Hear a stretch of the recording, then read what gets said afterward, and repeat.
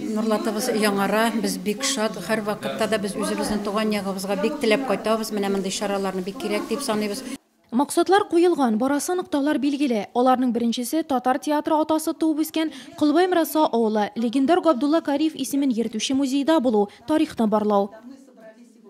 Үзебезнең тарихи урыннар белән, үзебезнең яктан чыккан олы шәхесләребез белән таныштык, аларның биографияларын белештек. Нурлатыбызның Габдулла Кариев урамыннан уздык, бик матур үскән санаторийларын күрдек, узып киттек инде. Шуңа күрә һәр вакытта да без монда бик теләп кайтабыз үзебезнең туган ягыбызга.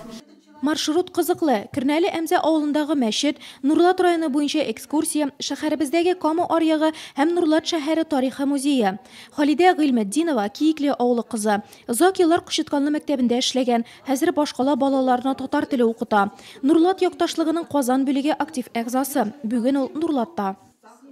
Без үзебезнең шәһәребез, авылыбызның тарихы белән танышабыз, менә музейларны карап йөрибез. Аннан соң төрле мероприятиеләр үткәрәбез, чаралар үткәрәбез без.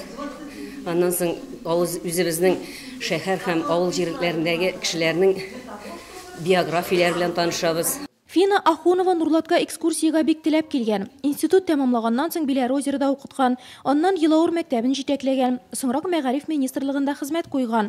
Нурлатка аны яшьлек эзләрен сагынуда китергән. Бу бинада ничек аны төзеделәр, минем хәтердә калды ул да. Аннан ничек аны ремонтировать иттеләр, тоже хәтердә. Нурлатны бик яратам, чөнки Нурлат минем яшьлегем. 42 кешедән торган делегация Нурлат турында тарихи мәгълүмат арттыру, рәхмәт сүзләре. Я бы еще раз приехала в Нурлат, мне очень понравилось.